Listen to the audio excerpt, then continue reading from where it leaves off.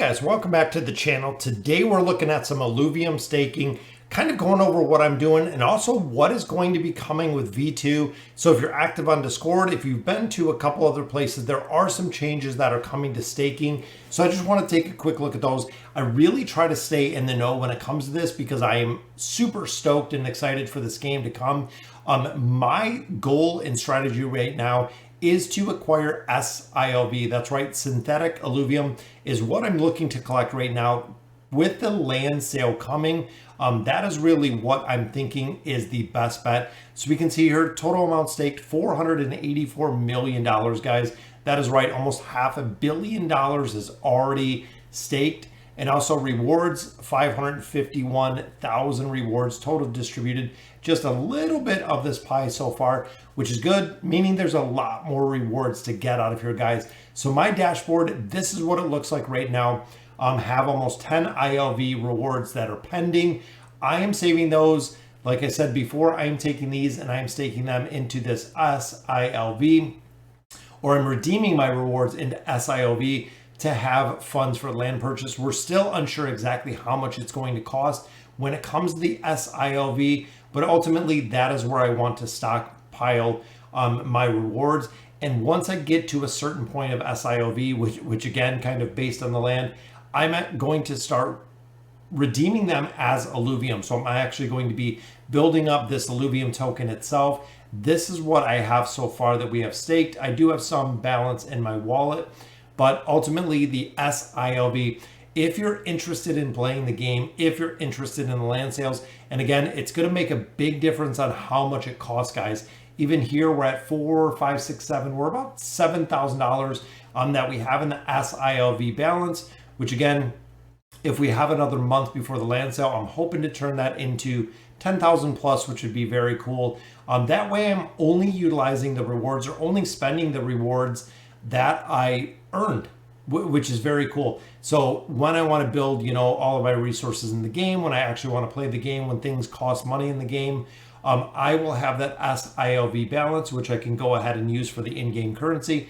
versus going with Ethereum to make it a little bit cheaper. I think it's really a good way to go. Like I was saying, if you're looking to play the game, if you're not looking to get into the game at all, redeeming them rewards for more Illuvium so you can get part of the revenue distribution really makes the most sense if you're not interested into playing the game itself, which myself personally, I am just waiting to play this game, guys. I am super stoked on playing this game. So the other thing I did want to look at right here, which is the Illuvium staking version 2.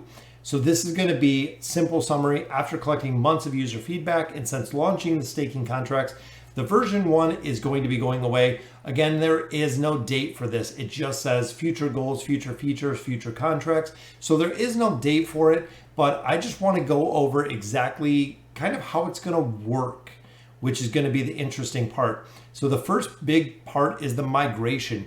So staking V1 users, which is where we are right now, prior to the V2 launch, which again, there is no date for when the second version of the staking is going to launch. We'll take the cumulative locked weight of V1 and add to V2. So if you're in the first pool, you're going to combine it with the second pool. V1, V2 going to be integrated together. This includes the seed and the team tokens, which is the development team and everybody else. Unlocked stake tokens, stakes executed in flexible mode. These are the ones that are not locked up for any duration, can be withdrawn and staked into the new V2 contract after it locks. So you would have to, it says withdrawn and staked into the new V2 contract. Once V1 stakes unlock, V2 stops accounting for them in the calculation and instead allows V1 users to execute a migration function. That's going to be the big thing, guys, is we can take our tokens that we currently have, we can migrate them over to the V2, the version 2.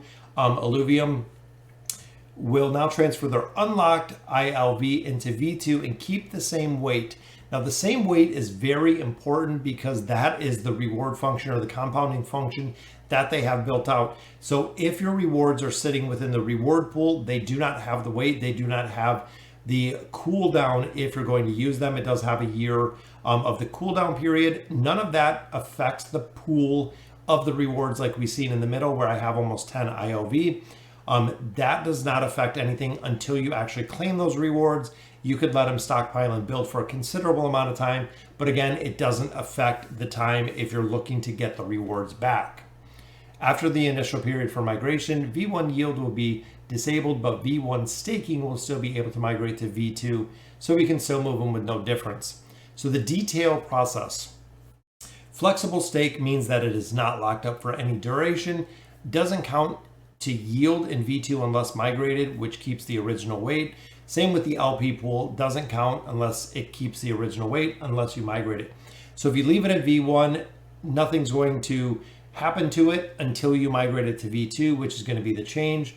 Now locked, this is the big one because all of the IOV that I have is locked, and I locked it up for 12 months because again, I really want to play the game. That is really my primary focus. So locked ILV, which are in my locked pool for 12 months, staked or locked LP, again for 12 months, they are both locked up for that.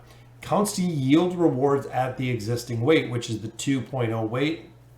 For the ILV, I believe it's the 0.8 or the 0.2 for the ILV, the 0.8 for the LP, but stops being counted after it unlocks. So at the point within the next year, so once they release this pool, they could have up to a year before it becomes unlocked, and at that point it can be migrated to the V2 at the original weight, so moving it over. So if it is locked, my understanding of this is if it is locked, it is going to stay locked. It is going to stay in V1 until it becomes unlocked, and then you can migrate over to the new one. Seed and team automatically migrate to V2, does not count towards yield, so they're moving their tokens automatically with the seed and the team. Now, reward claiming, this is the big one that people are waiting for, guys. Users will no longer be required to claim on every stake or unstake function, which with the stake and unstake function, it causes gas fees. You have to pay the Ethereum gas fees, which are super high. So it's going to change how the reward claiming is built. This selection will only be required when claiming rewards, which can now be done for all pools in a single transaction. It's not going to be multiple gas fees. It's not going to be multiple transactions. It's going to be all together. Users will be able to unstake all unlocked tokens in a single transaction, which again is going to make a big difference when it comes to the gas fees, which is kind of what they address here.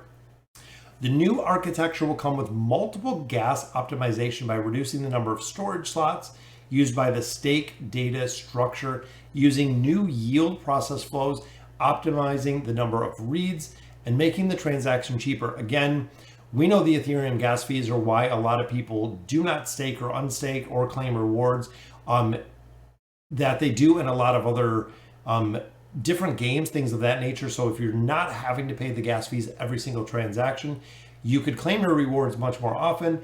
Right now, we have calculators to see exactly when it's worth it. Usually when you get about 10 IOV or usually about 30 days, they say it could be beneficial to go ahead and claim it just because of the gas fees.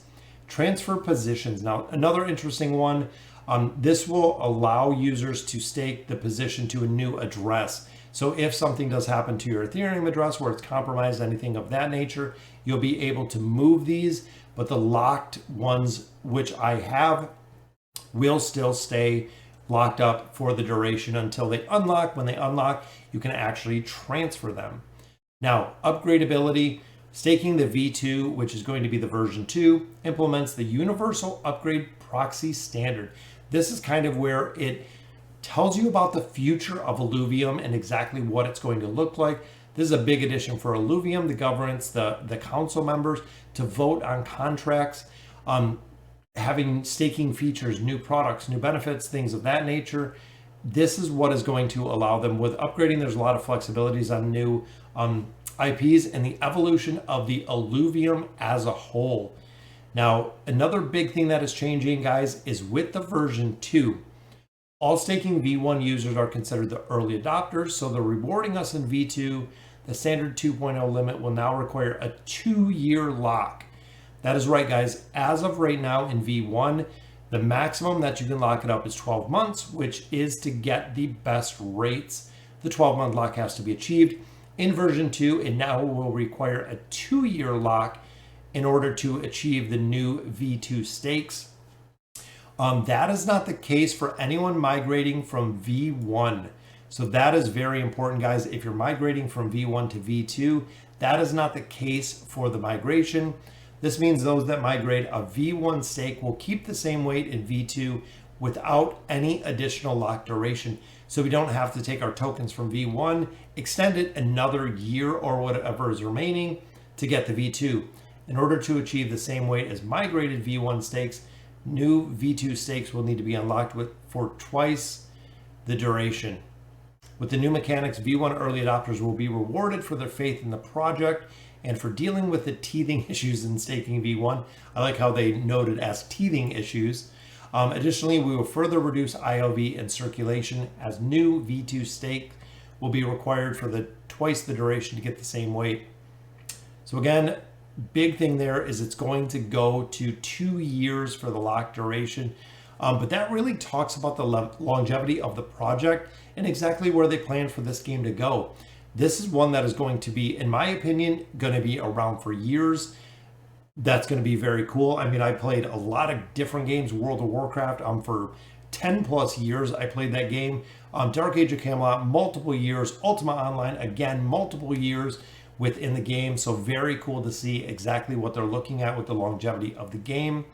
NFT distributions, a separate IP is in progress, so more details there. And then, of course, the rationale. Staking V2 will be a big step for the game overall. You have to keep in mind, guys, the bigger picture of what can come in the future when it comes to this game and exactly what it's going to look like, 2 years, 3 years, 5 years down the road, and how massive this multiverse, when we talk about the multiverse and everything that could come into play here, it's kind of limitless with the possibilities of what we could see and kind of how they're building this out. It is very cool to see and be a part of, which is the reason I absolutely love it, guys.